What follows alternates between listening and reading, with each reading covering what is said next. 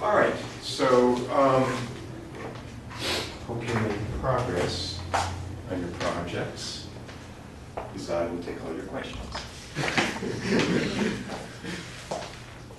All right, very good. So, the last time we were talking about a very important idea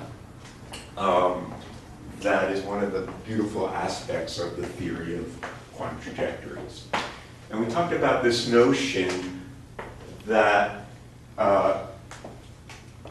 there is not a unique way of unraveling the master equation in terms of an ensemble of average of different possible quantum trajectories. And we can see that in many different ways. Formally speaking, we can see that by just reminding ourselves that our input-output map that takes the state at some time t and steps it by some time interval dt is some CP map. In this case, we're considering it to be a CP completely positive trace preserving map, which can be written in terms of a Krauss decomposition. But that Krauss decomposition is not unique. Okay? And we can say that the same input-output map is described by different sets of possible Krauss operators with some remixing, typically, well, with some partial isometry, or maybe it's a unitary matrix with their equal number of these guys. Okay, so that's a formal mathematical statement of the problem. But from the point of view of the physical model of where this Krauss map came from, we can think about the different sets of Krauss operators corresponding to different possible measurements that we do on the environment. Okay? So each unraveling corresponds to a different measurement, measuring in a different basis, or measuring with a different POBM on the environment. The quantum trajectories correspond to the measurement history, or that is to say, the history of the quantum state conditioned on that measurement record. And the master equation is the average over all possible measurement records, which is equivalent to tracing over and not actually measuring. So the point is, if we don't actually keep the measurement record, if we throw the measurement record away, the overall evolution can't depend on what measurement was done, because no measurement was actually done. It's a way of simulating the open quantum system as a history of possible measurement records, right? Another way of saying this, I like to say it is, if a photon if an atom spontaneously emits a photon and no one detects it, did it make a sound?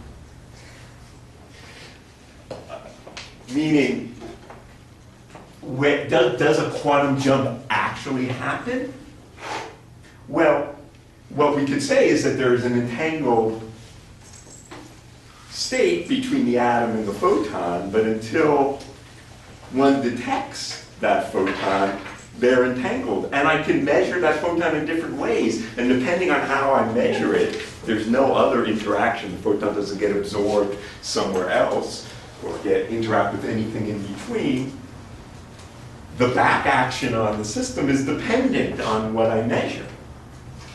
So it's still in a coherent superposition of sorts. It's an entangled state, but it's a coherent superposition. That's sort of the craziness of of entanglement, right? Depending on what you measure. So these different unravelings correspond to different sounds that the photon could make if I listen for it. But if I don't listen for it, I have to average over all possible things. Okay? That's, I think, a very interesting and beautiful idea. So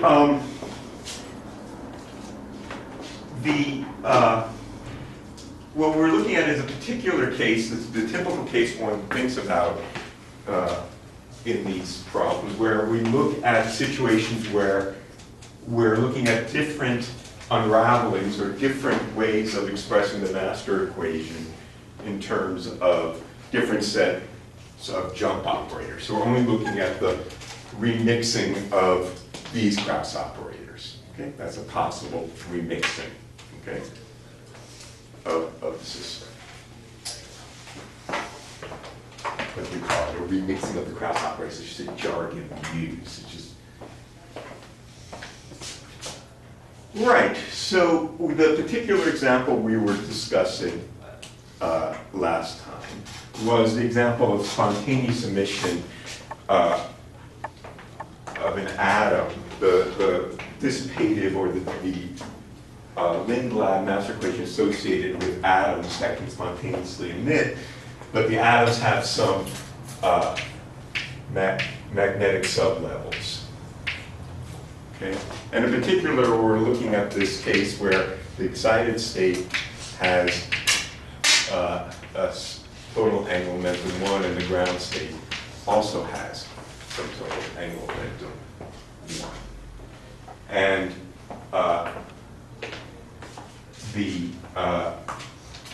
so these are my magnetic sublevels.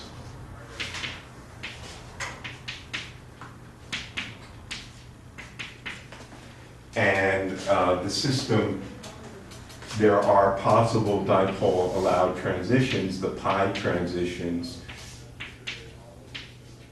and the sigma transitions. These are all possible allowed transitions. And in principle, the weighting of those transitions, what we said in this case is that there are jump operators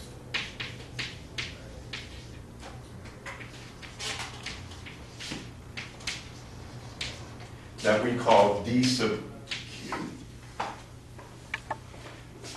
that correspond to spontaneous emission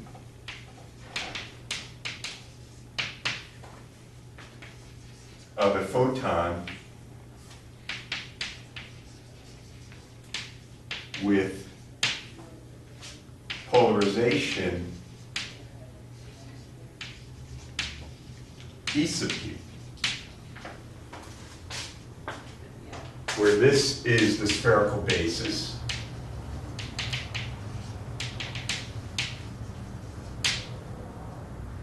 Okay, so the standard, we would typically write these M levels as eigenstates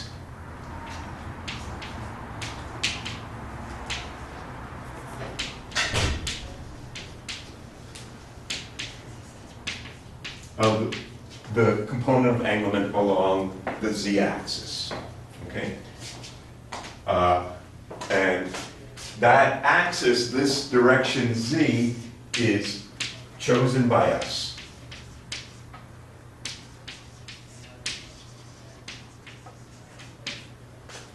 Okay, we can choose it in any way we like, unless there's something that breaks the symmetry, and then this thing wouldn't be degenerate, right? And there would be some special direction. But if there is a degeneracy in the system, you remember that degeneracies are associated with symmetries, right? The fact that there is a spherical, that this is rotationally invariant, the atom is invariant under rotation around any axis, means that there's this degeneracy. So it doesn't matter what I call the z-axis, but there's some direction in space that I'm calling the z-axis. Okay. And so with that denotation, then the jump operators that correspond to emission of photons that connect this way, the ones that we call pi photons, which are the ones that connect delta n equals 0. These are the pi photons. So a pi photon is polarized along the z-axis. We call that E0. And the sigma plus and sigma minus photons are right and left helicity photons relative to the z-axis. And they are Ex plus or minus Iy over root 2 with the sign convention minus or plus out front.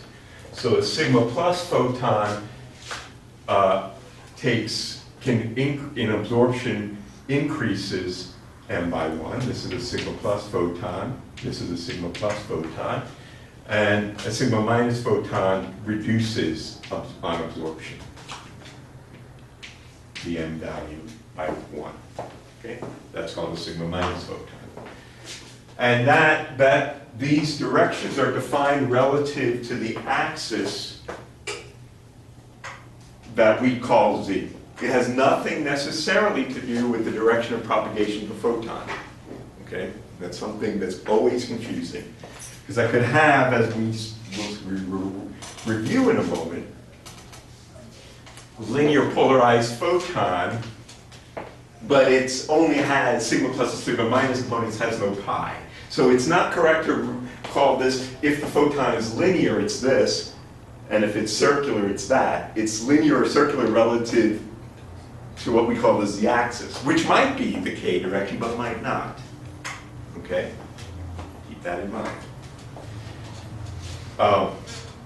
Right. So the jump operator dq is the square root of the spontaneous emission rate times the sum over all the sort of Pauli sigma minus that take the excited state to the ground state, weighted by the Clebsch-Gordan coefficient that is associated with emission of the photon.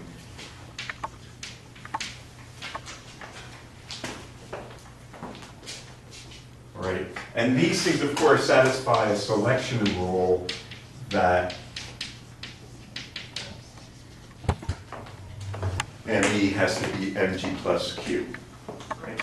So those are the jump operators associated with this process. So the Clebsch-Gordan coefficients determine the transition probability amplitudes and the transition rate that takes me from, say, going from some,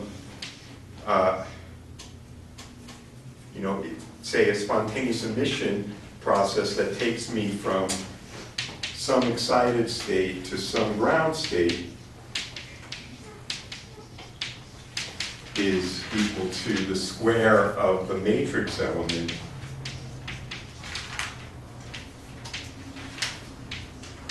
associated with that jump process. This is the general rule we have. That is Fermi's Golden rule. And that's equal to gamma times the square of the Clebsch-Gordan coefficient associated with that. Okay?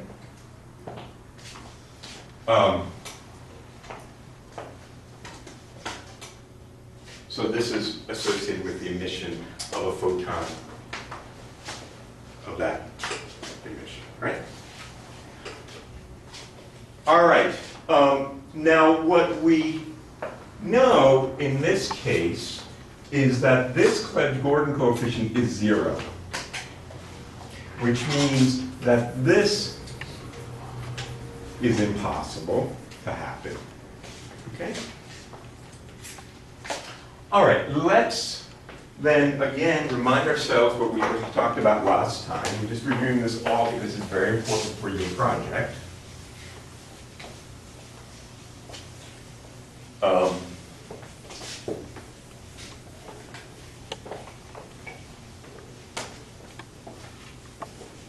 So let me just once again write down what the Clebsch-Gordon coefficients are. I have them written here. I hope I do.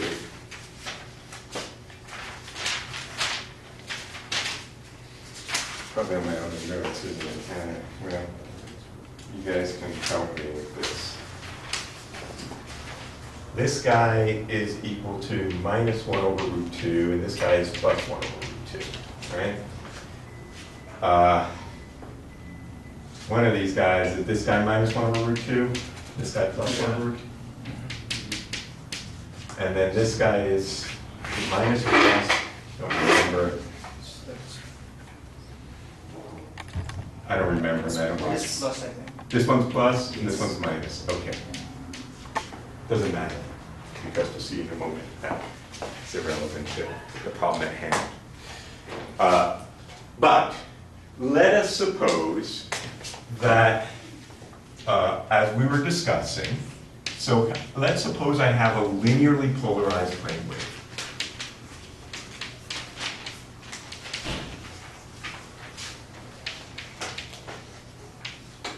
Well, this is our laser that's driving the atom. The atom can absorb this light.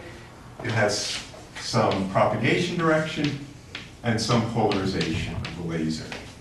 Okay? And it's linear.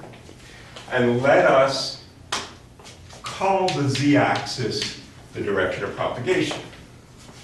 Okay? That's just a choice. It could be any choice we like. We are free to choose that. We are the user. Okay? I'm using it right now. All right.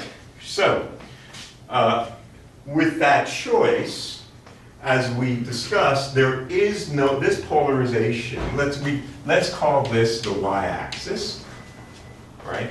So that we can choose it to be the x-axis, the y-axis, or anything in the xy plane. Just call it y. That means that E laser is equal to E plus E minus over minus I root 2. Okay, if we look at that expression. That's the y direction. Okay? So, what we see here is that there is no component of the polarization along the quantization axis. Therefore, there is no pi component to the laser. Okay? So that means that we can only drive the sigma plus and sigma minus transition with the laser. Right? Alrighty. So, with that said, let us suppose that at time t equals 0, the system is in the ground state with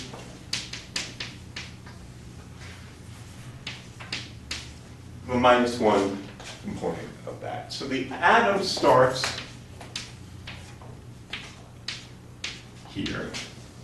We're choosing this, I'm reminding you that these are eigenstates of the projection of angular momentum along this direction that we're calling the z-axis. The atom is here. We can only drive sigma plus and sigma minus with the lasers, which means that if it's here, it can only get absorbed here, right? Now, what can happen once it's here? Well, it cannot spontaneously emit here, because that is a dark state, right? That is to say that there is a Clebsch-Gordon coefficient that is 0. This is a forbidden transition in this case. So the only thing that can happen is that it could spontaneously emit back here, or it could spontaneously emit back here, right? Which means if it spontaneously emits here, what can happen to it? Well, it can get reabsorb a sigma minus photon, But once again, the only thing that can happen to it here is it could either spontaneously emit here, or it can spontaneously emit there. Right? Now, as we discussed last time, though, we know that there exists a special state, that is the dark state, which is a superposition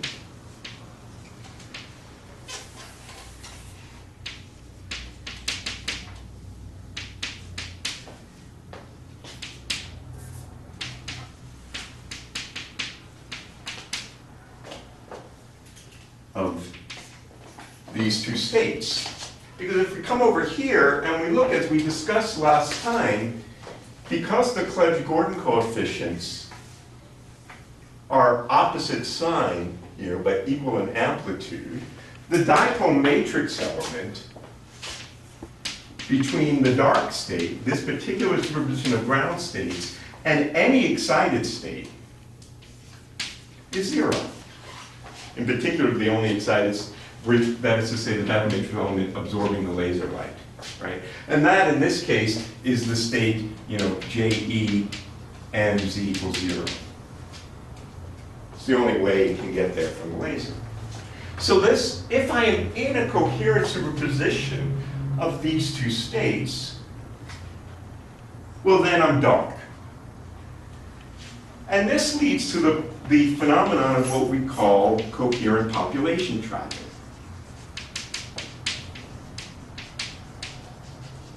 As we actually did at a homework problem last year, when you solve the master equation and you look at the steady state solution, in steady state, the system gets to the dark state. Because once the atom is in the dark state, it stays in the dark state. Okay? So what we're looking to do is to understand how do we interpret that, or how can we think about that in terms of the history of quantum trajectories, right? Because we know that we can understand the solution to the master equation as an ensemble average of possible quantum trajectories. Okay. So how does this system in steady state get to the dark state? Because what we just saw is the following. We have these spontaneous processes, right? So the dark state's an eigenstate of the total Hamiltonian acting on the atom here? Indeed. So, but the dark state is an eigenstate of the atom laser Hamiltonian with eigenvalue 0, right? So my atom laser Hamiltonian is minus d dot E laser, right? Which is, going to be something like h bar times the Rabi frequency times dy plus dy dagger, which is associated with the laser polarization. Okay? Yes, sir? So to get to the excited state, it requires a laser with two lasers with different polarizations? That's not correct. This laser has one polarization.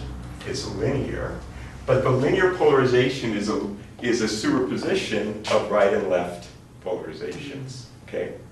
So if the atom is in a superposition of these two states, then it is in a superposition of two possible histories or two possible pathways by which it can get to the state. There's a probability amplitude for it to absorb a sigma plus part of this light, and there's a probability amplitude for it to absorb this, the sigma minus probability amplitude. But those two amplitudes are weighted with opposite signs, because the Clebsch-Gordan coefficient for one of them is plus 1/2, or I don't know, this guy's minus, this guy's plus, doesn't matter. And they destructively interfere. So if the atom is in this superposition, we say it's in a dark state. Okay? Of course, any other superposition is not dark. For example, the state that's orthogonal to this we call the bright state. any superposition would also be bright, but let's just, this forms these two states, form an orthonormal basis together with m equals 0, form a basis of the ground state. So I can say the ground state is spanned by m equals 0, the bright state, and the dark state. Those are three orthogonal states that span the ground state. Okay. At time t equals 0, we're in this state. So we just start here. That state is a superposition of the dark state and the bright state. So it's a half and half. It's in a superposition of those two states, right? With that particular phase by my phase conventions. Okay, so now again, let us review what we discussed last time. The system, according to the theory of quantum trajectories, we have the two possible evolutions. We have the H effective, where the non-Hermitian Hamiltonian, right? This is the no jump.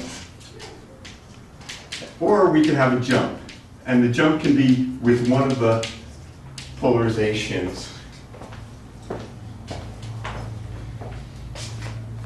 Sigma plus, sigma minus, and of course the probability of having a jump is what? Weight times the population of the excited state. Right, so I mean the general rule in terms of the jump operator, this is equal to the expectation value of the jump operator, right, times dt, which as you say, this is gamma times, you know, the probability to be in the excited state with all the right Clebsch-Gordan coefficients, right? So this is my probability. And one of these things happens. So let's say, as we were sketching last time, let's look at the probability to be in the dark state as a function of time for a particular quantum trajectory. Okay? At time t equals 0, what is the probability to be in the dark state? 1/2, right?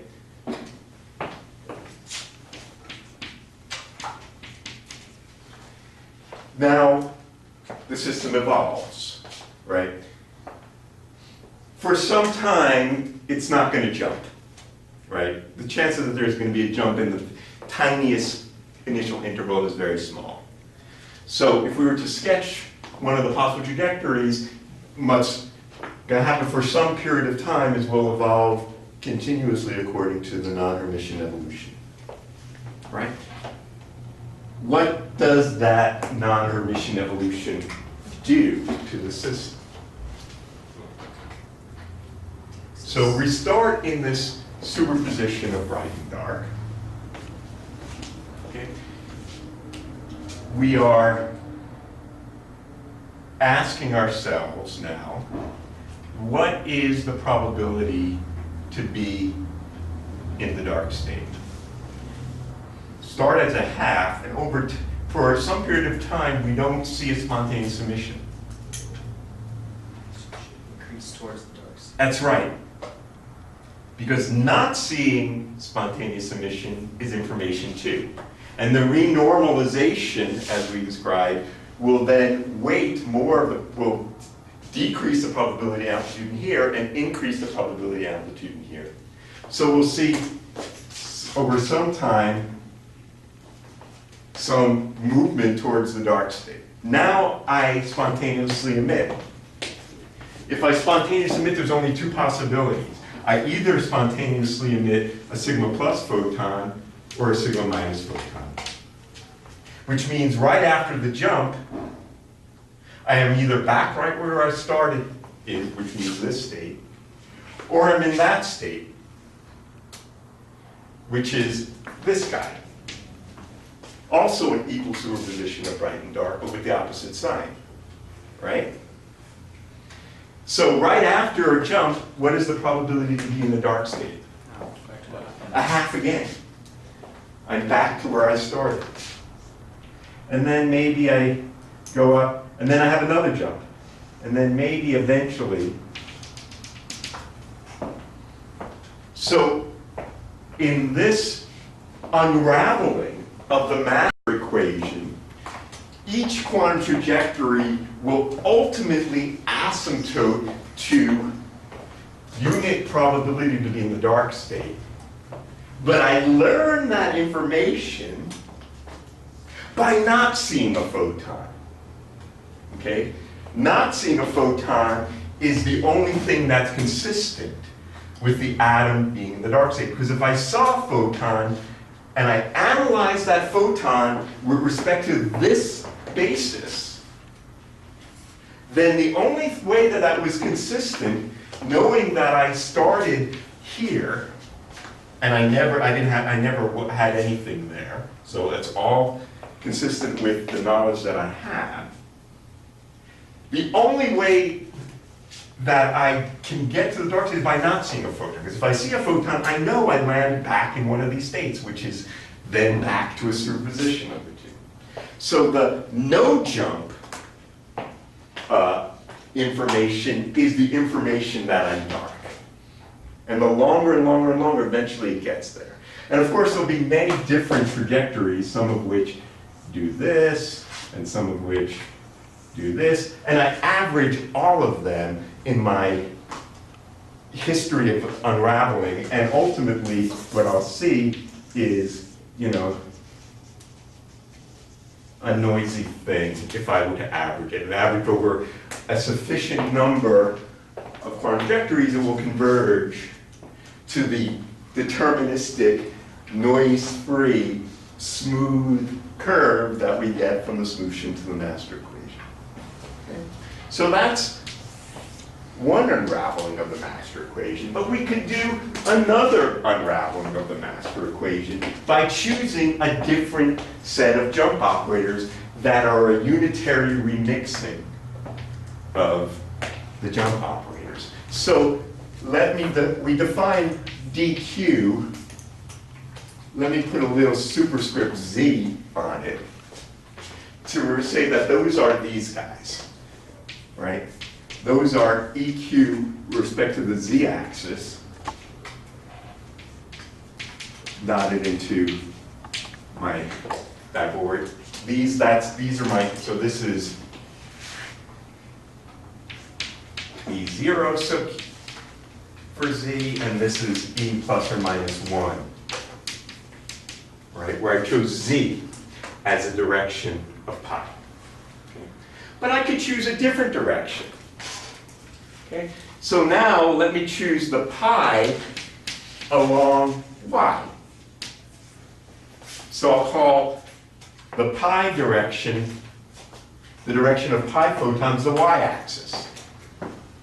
Okay?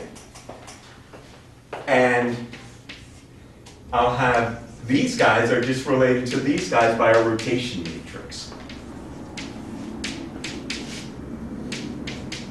So we know how to rotate vectors in the spherical basis. This is the 3×3 representation of SU2. Okay, so this is a unitary remixing of the jump operators. Yes, sir?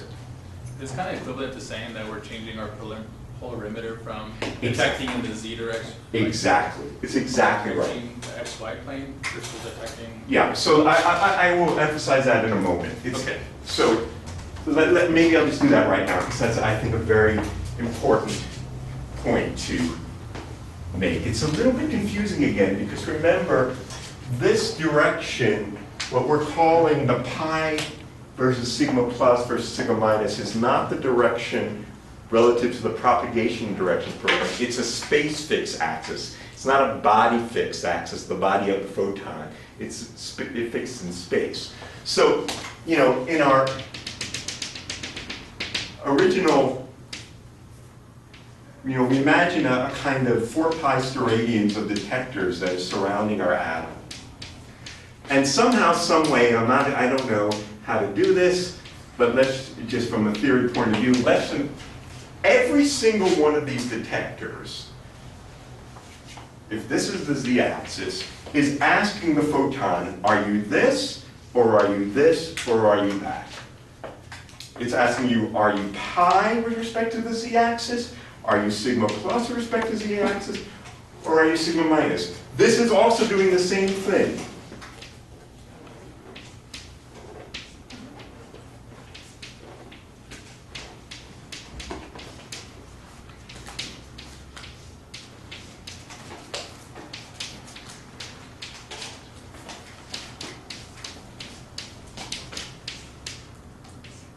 You see what I'm saying? It doesn't matter what direction the detector is. It's always looking with respect to the same. Of course, here, if the photon emits this way, there can't be any pi, right? Because the photons that are propagating this way don't have any pi. I mean, that's because there's a dipole emission pattern. All the pi photons are emitted like this in the spherical, Chapter 16 of Jackson, there's the vector spherical harmonics. That's what these are. So they're not emitted as plane waves, they're emitted as these vector spherical harmonics that have a definite spatial pattern with a certain direction of polarization. But that's no matter. Still, this is it. And of course, the sigma plus and sigma minus have this kind of funny peanut shape. You may remember them if you ever looked at those patterns of circularly polarized. This is the superposition of it. Anyway, the point here is that I'm analyzing it this way. So this is my dz cube.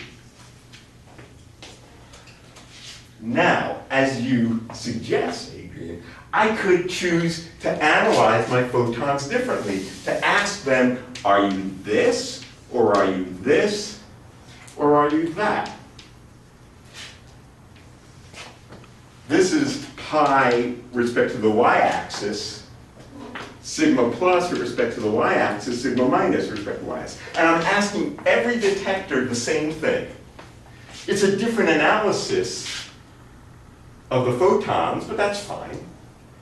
And what information I gain from the atoms is different, depending upon whether I ask the photons, what sound are you making? Are you making this sound or not? This sound.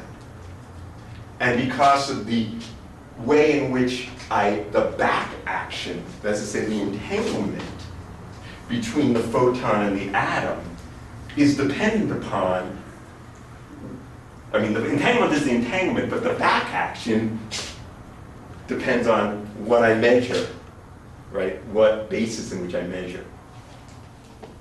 Okay. So, excuse me, yes, sir. Before you go to the other unraveling, the way that you drew the probability to being in dark for this unraveling suggests that whenever we have a jump, we do not land on dark states, right? We never do. Yeah, it takes some time during the effective Hamiltonian. Correct. And how can I see that there? Physically, because let's say you are on top, you are in excited state, and yeah. You emit some sigma plus or sigma minus, and then you come back to... No, but it's sigma plus or sigma minus. You can emit, again, remember, it's a question of what we are measuring. We are never measuring a superposition of super sigma plus and sigma minus. We are decohering, if you like, by analyzing the photons in these three alternatives. So we're asking the photon, we have a kind of polarizing beam splitter that separates out the photon into these three orthogonal polarizations, and then detecting them. You are right that there is a way in which, as we will see, it's exactly the other unraveling. As we're going to show in a moment, I can analyze the photon in this way, which is the superposition. which is the superposition of these two, but it's a different analysis. It's a different question we're asking of the photon. Okay.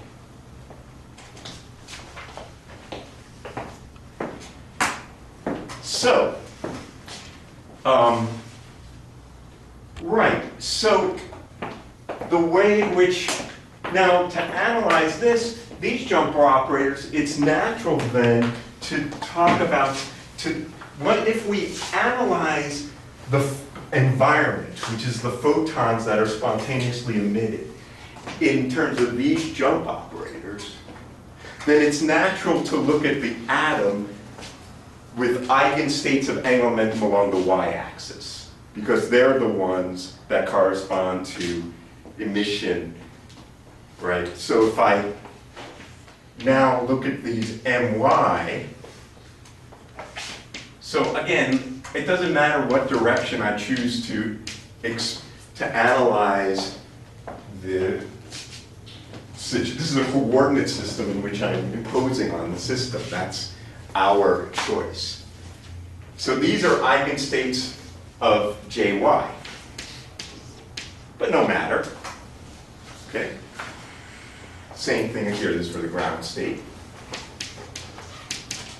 And for the excited state.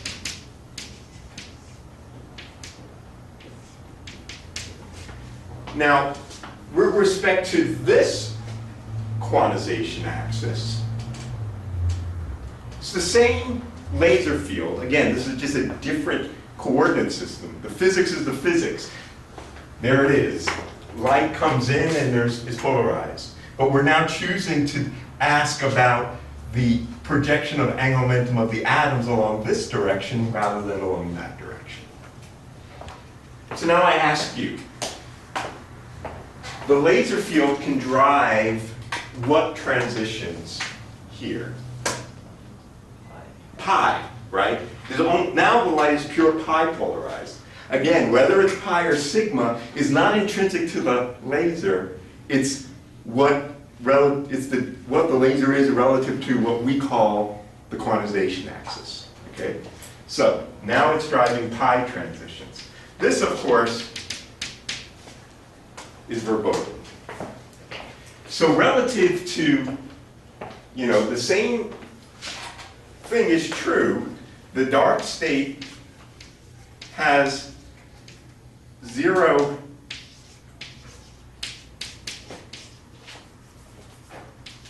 dipole matrix element along the y-axis, but with respect to the eigenstates my, this is the dark state now, as opposed to the superposition of these two.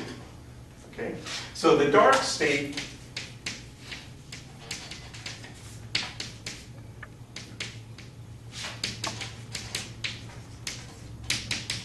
is that. Now, of course, they have to be the same state. It's the same state. It's just respect to a different basis. And so again, let me write what I wrote last time. The change of basis between the y basis and the z basis. So here are the eigenstates of angular momentum for j equals 1 in the y basis. They are equal to the following. And I'm going to write them in a very provocative way. I'm a provocative kind of guy. So let me just simplify my notation. Let me just call this 1y. Okay, so that's an eigenstate along the y-axis with projection n equals 1.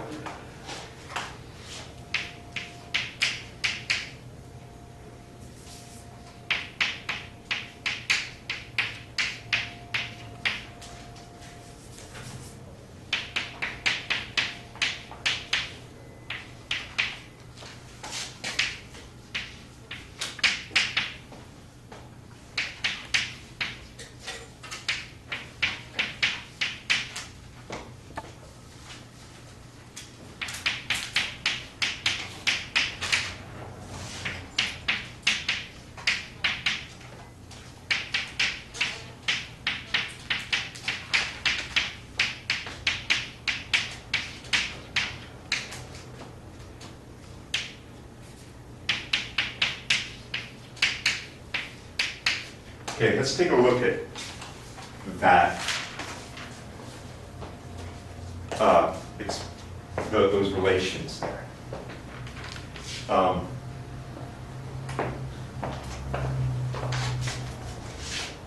This you get from the Wigner-D matrices, right? That just relate the rotation of one basis to another. But anyway, it doesn't matter. This is the change of basis relation. Now, what do you see here? Firstly, what you see is this. It's just as we said. It's the same state. This is what we call the dark state in the Z basis. In the Z basis, this particular superposition has 0 matrix element, and it is also, as it must be, the eigenstate of angular momentum. I mean, the fact that this Clebsch-Gordan coefficient is 0 is exactly why this thing has a dark state to begin with. It just looked like a superposition in the perpendicular basis. Okay? So this, of course, is what we called the bright state. I'll just put B for bright, and this is the dark state. Okay? So now, let's look at the same quantum trajectory that we looked at a moment ago. At time t equals 0,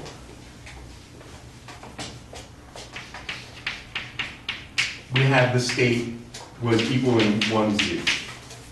That was where we started it before. We want to start it there again. But now, that state, we want to look at it, how is that a superposition of these guys, right? So we can look at that. You started in -1z, right? Oh, we did? Okay. Let's start with -1z. Yeah. Doesn't make a difference, but let's be consistent because I rarely am, but I'll try. All right. So how do we do that?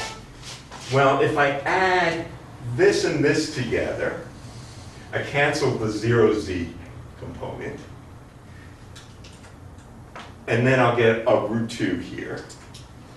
So 1 over √2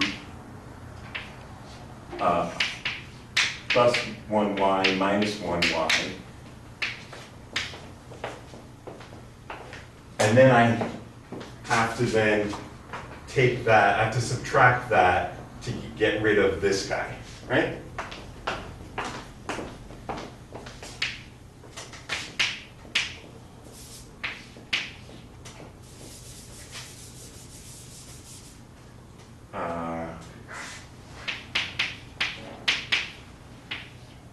If I normalize it all, I think that's right. Okay?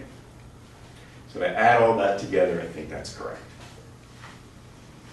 All right, so as expected, this state is, to start, this state is bright, this state can radiate, right? It's exactly what we had before. This is 1 over √2, the dark state, minus 1 over √2, the bright state. That's exactly as it must be. It's just that it's expressed, in one case we express it with respect to the z basis, in the other case we express it with respect to the y. But it's got to be the same superposition. Okay? All right, so at time t equals 0, we prepared the state, and it's 50% probability to be dark. Now what? Well, let's come back to this board. So what we have now is some of the atom is sitting here, right? And some of it's sitting here, and some of it is sitting here. Like a quarter of it is there, and a quarter of it is there. Okay. Now, again, we have we want to look at a quantum trajectory corresponding to these possibilities. And now we're doing this with respect to the y-axis. So we're analyzing the photons differently. We're measuring them differently. So, what can happen? Well, there's still some chance that there's 50% chance to be in the dark state. And it can start climbing towards that, right? If I don't see a jump. But now I might see a jump. Okay? So what can happen? If the atom is here and I see a jump, what can happen?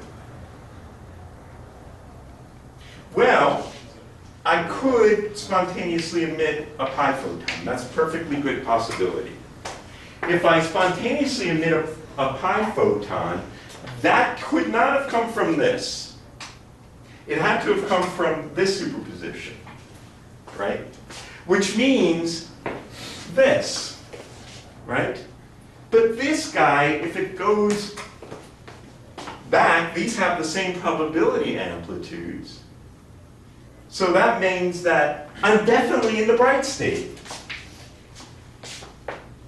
Which means this thing all of a sudden goes to 0. In that case. Because there's no more dark component in it. The dark component is m equals 0. And there's no more m equals 0 component in it. Okay, now what happens? Well, it could do this a lot of times, or it might be just, scattering lots of pi photons. If that happens for some period of time, this thing stays for that interval between those times where I emitted the first pi photon and I keep emitting pi photons, just stays there. But then it might be the case that it spontaneously emits a sigma plus or a sigma minus photon with respect to the y-axis.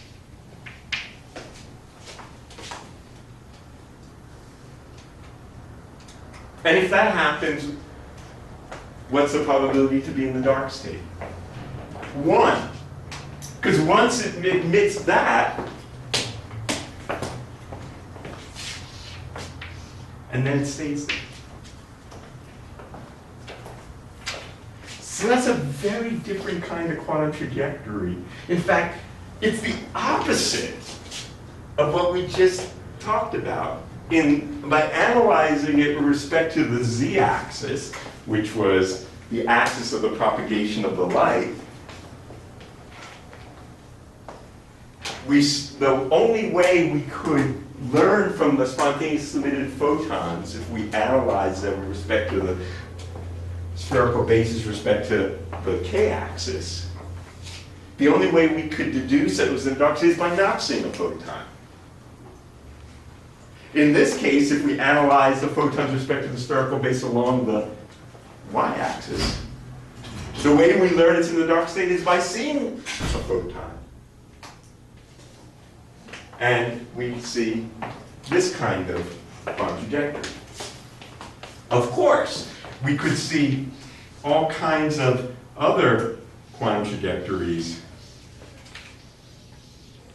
that one average over an infinite number of possible histories consistent with the probabilities of the spontaneous emission must be, in fact, the same solution to the master equation that we had seen before. Of course, you could see from this that the fluctuation shot to shot is going to be much bigger in this unraveling of the master equation than in the previous one, which means that to get the good statistics, to have good error bars on this system, you're going to need a lot more data, and numerical data, but data nonetheless. Which is to say, not all unravelings are equivalent with a finite number of trajectories. They're only equivalent in the limit of an infinite number of trajectories when the frequencies converge to the probabilities. But that happens only in the limit of an infinite number of trajectories. Okay. So there's lots of, I think, very interesting physics in this problem to look at. I mean, one of the issues, one of the things we learned, even from the, the point of view of conceptual basis, even if we're not talking about a simulation of a solution to the master equation, is the idea of post-selection.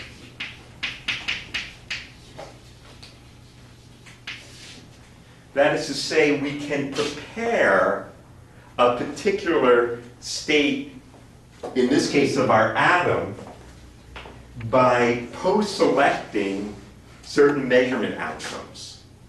So if we measure a sigma plus or sigma minus photon with respect to the y-axis, we post-select the dark state, right?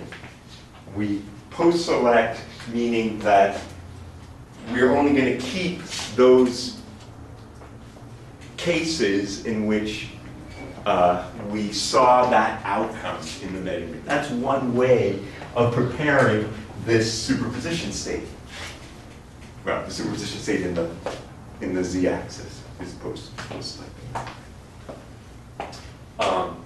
But it also shows us here that these different histories can be quite different. It's a very physical, seems completely the opposite. And it's not really correct to say that coherent population trapping happens because the atom spontaneously emits into the dark state. Because that depends, it's not what's going on. Depending on how we analyzed it, we got into the dark state by not spontaneously emitting a photon. All right, very good. Any questions about any of that? Just Yes, to kind sir. of connect this to stuff we were talking before, the POVMs here would be the different polarizations of the photon that we're measuring? Or is that something? Right. No, I mean, of course. I mean, so you remember that, so our POVM here, right, corresponds to, in this case, these are our POVM elements. And then the other one is 1 minus this one. So this is what we might call EQ and E0.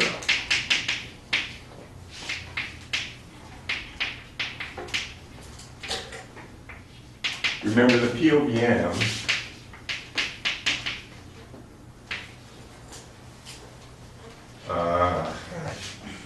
I mean, 0 is a bad, I don't know what I'll call it 0 slash, because of course Q goes from 0 to 1, 1, 2, and 3, right? These are my POVMs. They add 1. Yeah, I know they have to do with the measurements that we choose. So the point here is that we're analyzing the system. I mean, in any measurement that we do, we have to add, there's some possible outcomes. And there's some probability for all of those outcomes, and the sum of those probabilities add to 1. Okay? So what are the possible outcomes?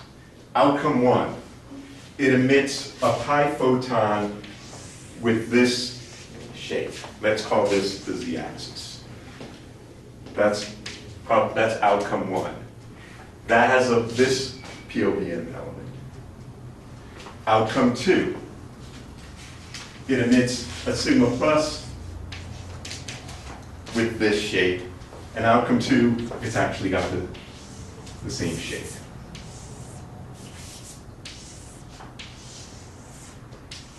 So those are And then there's one other outcome, not emitting a photon.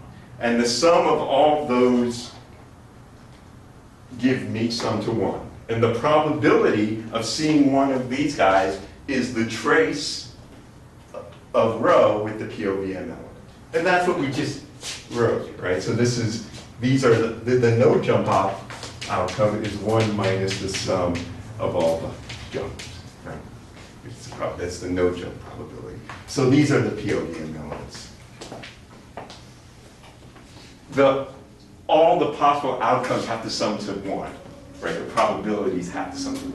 That is to say, the sum of the POVM elements must be a resolution of A. But you're right, this is not a projected measurement necessarily on the atom, right?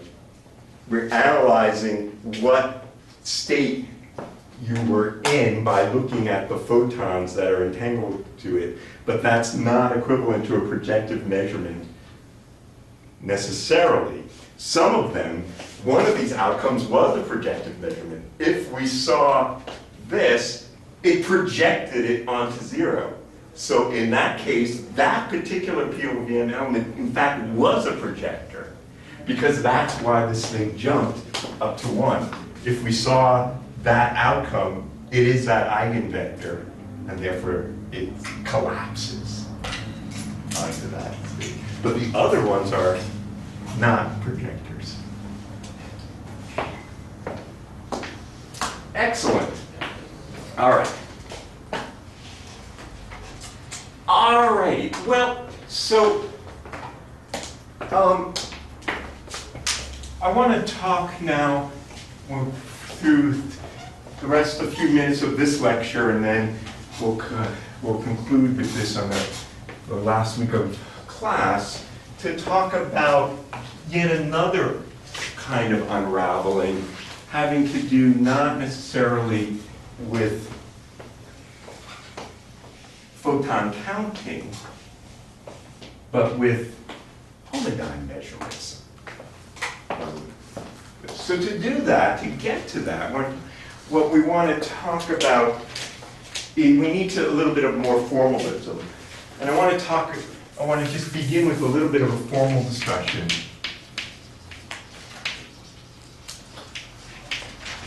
of stochastic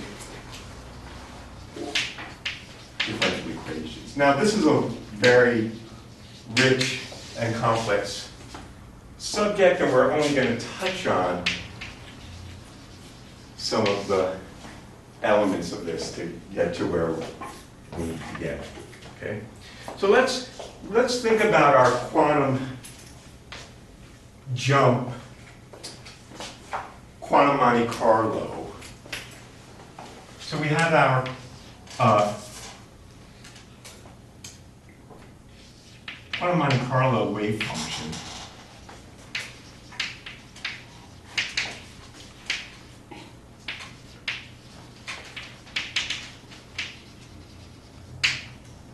Which we just described over there, which said that, given we have a wave function or a state at time t, and it evolves stochastically to a state a differential time later. And that depended on two or multiple branches. We have the no jump. Well, let's say we can jump with to some, I'll just now go back to our original notation. L mu is a jump operator, or Lin-Belad jump operator. We jump and renormalize with some probability p mu, which is given by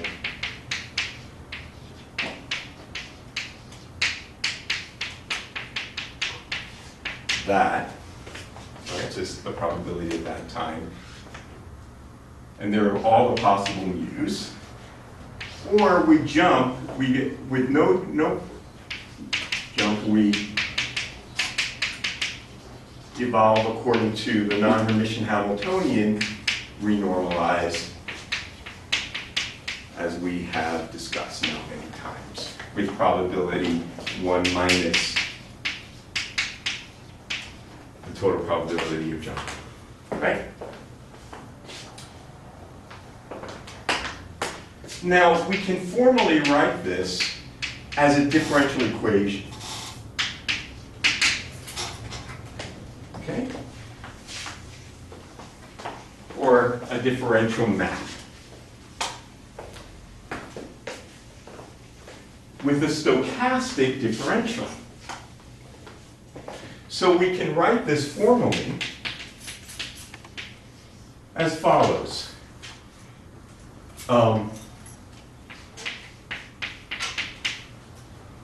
The state updated at a time dt later is equal to, well, I could jump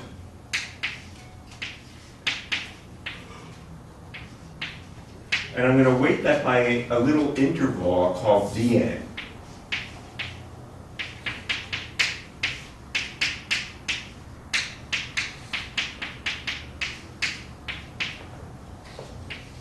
Or not jump.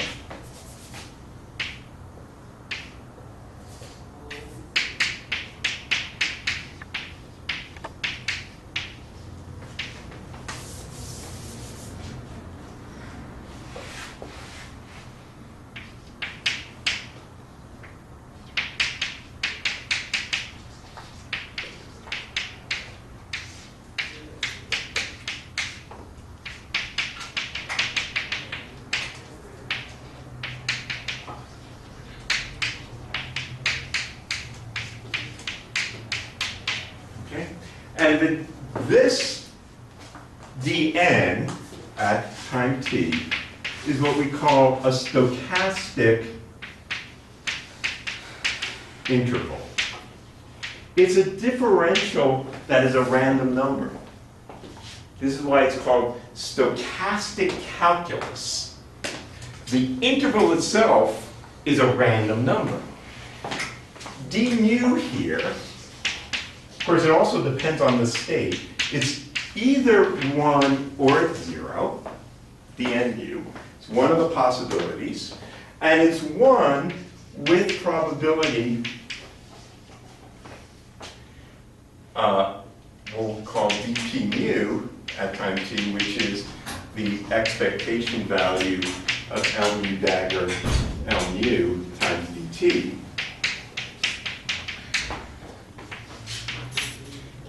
And it's 0 with the rest, with that probability. Okay. So it is a stochastic interval in the sense that it is not a definite value. It's either 0 or 1, but with a probability proportional to dt. Oh, so you said he's dead? Right. So we can, when we use this kind of stochastic intervals, we have kind of rules of the stochastic calculus. So this is a random variable.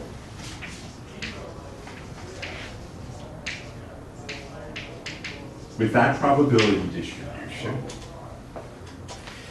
This is known, if we have this as these are uncorrelated between different intervals.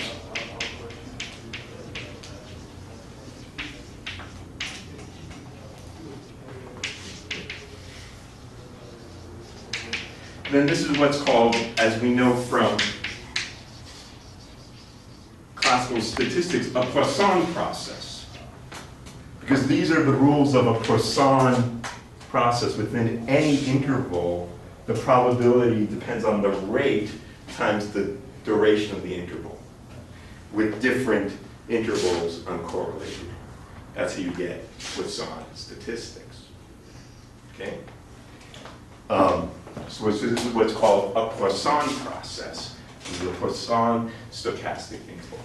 What we have, if we ensemble average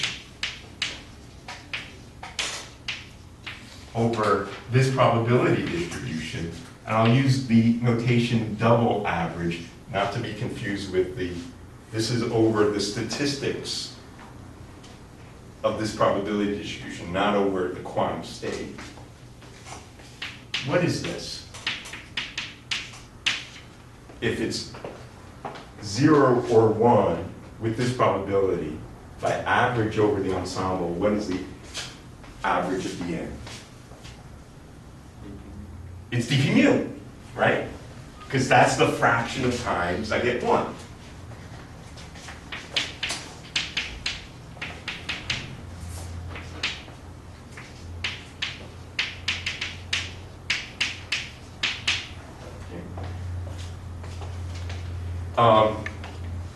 What we see from this, of course, is that if I looked at this interval for two different guys, it's going to be 0, because only one of them can be 1. The other one must be 0. At some point, we can't have both of them be 1.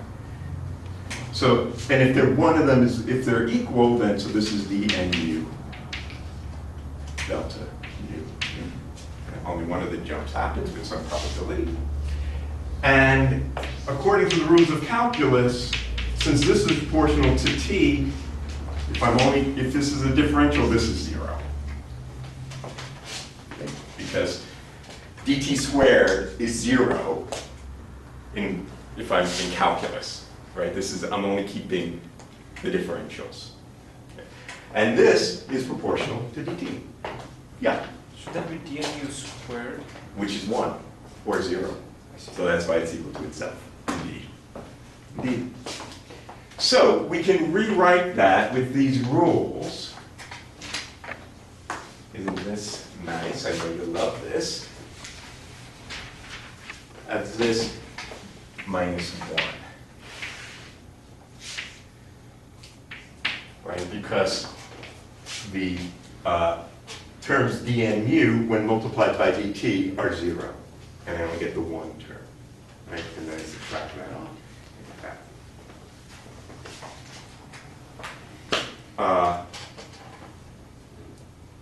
Right. Okay, so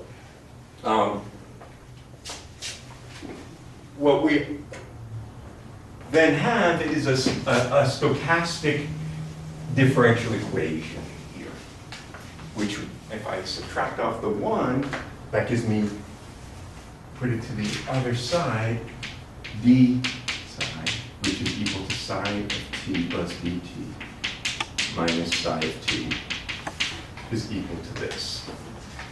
Okay, and we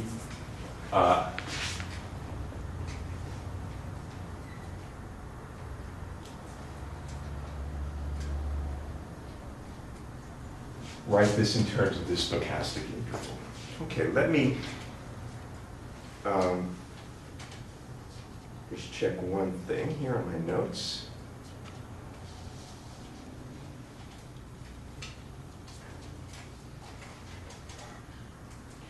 Yeah, I have to normalize that before I do that. Sorry, because what just confused me is I cheated, and I forgot about the denominator when I subtracted. That was a cheat. Bad. I did it wrong. Let me just quickly do that, and we'll see where we are.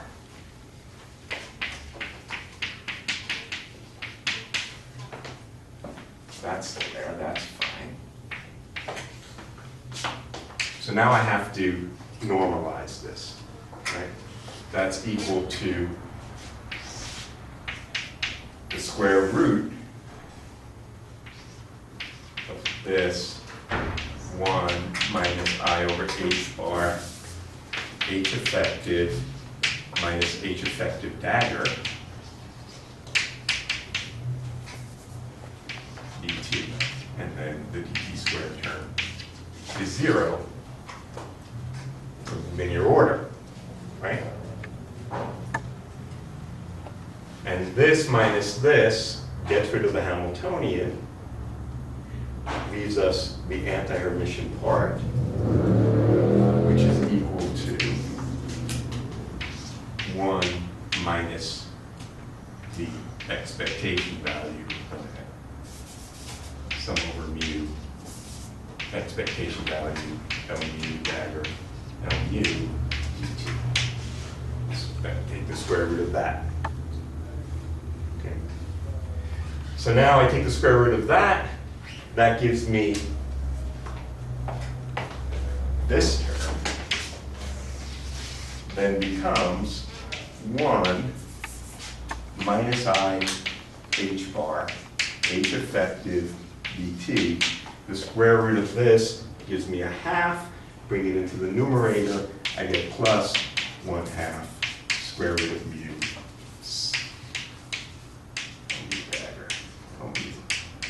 Dt. Acting on the state. Okay? So that is the square root. Bring it up into the numerator, it becomes a plus 1/2.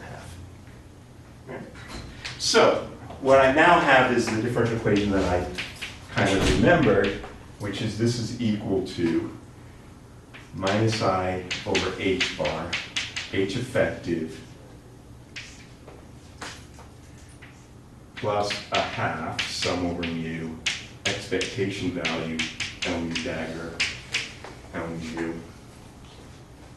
dt.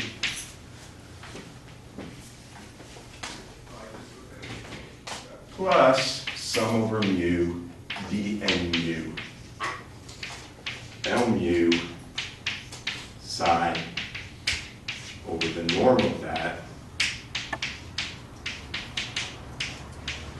minus 1 times psi. Now we're out of time, but what we're going to show next time from the formal rules of stochastic calculus is that this, when ensemble averaged, is the master equation. So, rho here is the ensemble average of all possible stochastic trajectories. That's the unraveling of the master equation. Okay? And what I want to show is when I look at d rho, I get the master equation. This is just exactly what we wrote, what we've been doing, what you have been doing in your computer, expressed formally in terms of a stochastic interval.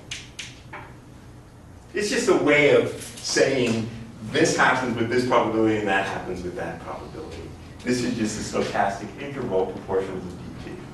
But it's a useful, as we will see, mathematical tool, not so much for this jump process, but when we want to then talk about the problem of homodyne detection, where the dn's become currents that we're detecting in a continuous variable. So that's where we're headed, and that's where we'll conclude next week. All right? Very good. We have an interesting seminar happening in a few minutes, so I encourage you to join us if you can, and I'll see you there.